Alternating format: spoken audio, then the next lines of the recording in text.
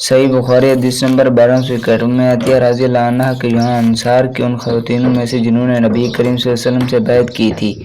ایک عورت آئی بصرہ میں، انہیں اپنے ایک بیٹے کی تلاش تھی لیکن وہ نہ ملا۔ پھر اس نے ہم سے یہ حدیث بیان کی کہ ہم رسول اللہ صلی اللہ علیہ وسلم کی صاحبزادی کو غسل دے رہی تھی کہ آپ صلی اللہ علیہ وسلم تشریف لائے اور فرمایا کہ 3 یا 5 مرتبہ غسل دیں، 2 اور اگر مناسب سمجھو تو اس سے بھی زیادہ دے سکتی ہو۔ غسل پانی اور بیری کے پتوں سے ہونا چاہیے اور آخر میں کفور بھی استعمال کر لینا۔ غسل سے فارغ ہو کر مجھے خبر کر دینا۔ انہوں نے بیان کیا کہ جب ہم غسل دے چکے تو اطلاع دی اور آپ صلی اللہ علیہ وسلم نے ازار عنایت کیا۔ آپ صلی اللہ علیہ وسلم نے فرمایا کہ اسے اندر بدن سے لپیٹ دو، اس سے زیادہ آپ صلی اللہ علیہ وسلم نے کچھ نہیں فرمایا۔ مجھے یہ نہیں معلوم کہ یہ آپ صلی اللہ علیہ وسلم کی کون سی بیٹی تھی، یہ ایوب نے کہا اور انہوں نے بتایا کہ شعر کا مطلب یہ ہے کہ اس میں نعش لپیٹ دی جائے۔ اب سیرین رحمۃ اللہ بھی یہی فرمایا کرتے تھے کہ عورت کے بدن پر اسے لپیٹا جائے۔